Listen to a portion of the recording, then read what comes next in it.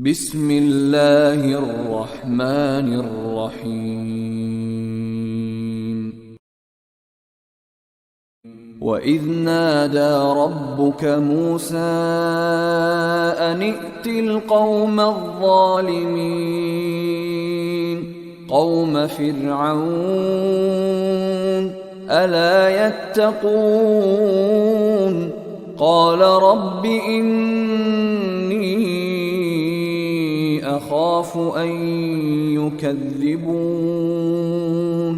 ويضيق صدري ولا ينطلق لساني فأرسل إلى هارون ولهم علي ذنب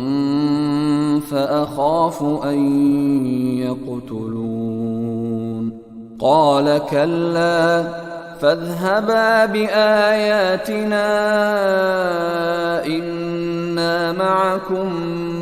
مستمعون